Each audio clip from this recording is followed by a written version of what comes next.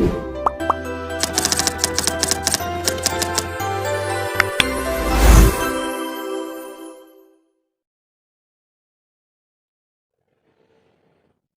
teman-teman semua, bertemu lagi dengan aku, Habib.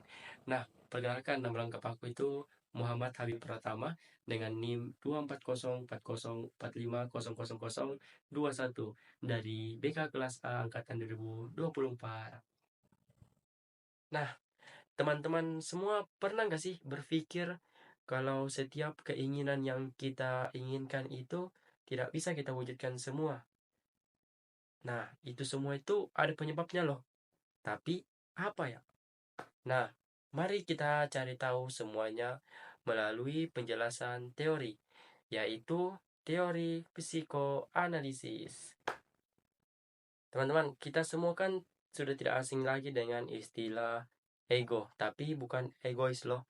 Itu berbeda makna.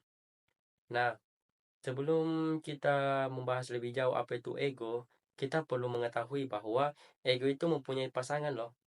Hah? Pasangan? Nah, ego mempunyai pasangan yaitu id dan super ego. Mereka tidak pernah berpisah satu sama lain.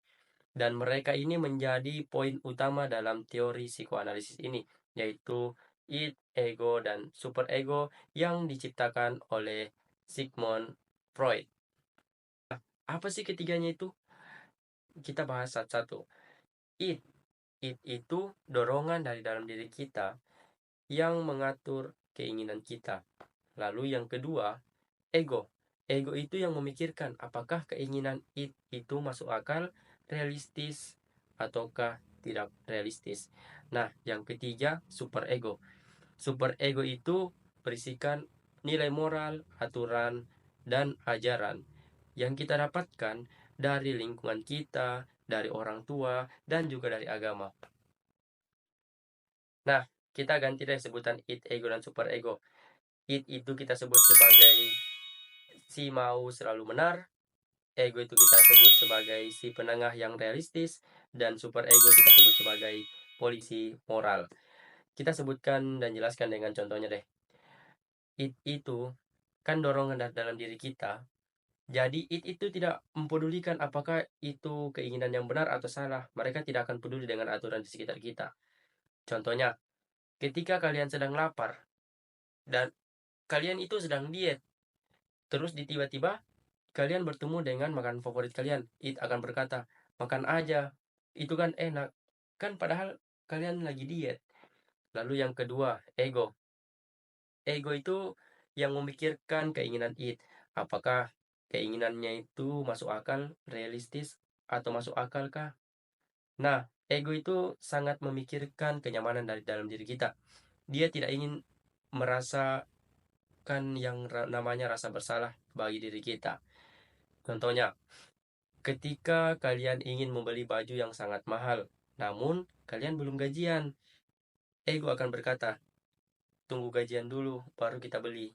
Nah, dia itu menjauhkan diri kita dari yang namanya rasa bersalah, rasa kecewa. Ini ego lakukan dengan cara menggunakan mekanisme pertahanannya. Kan ego itu mempunyai 3 mekanisme pertahanan, yaitu penolakan, pengalihan, dan formasi respon.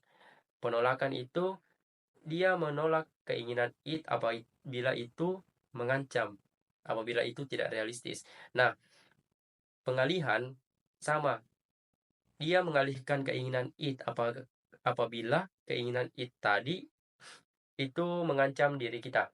Lalu yang ketiga, formasi respon. Formasi respon di sini menunjukkan perilaku yang berbeda ketika ada dorongan dari it.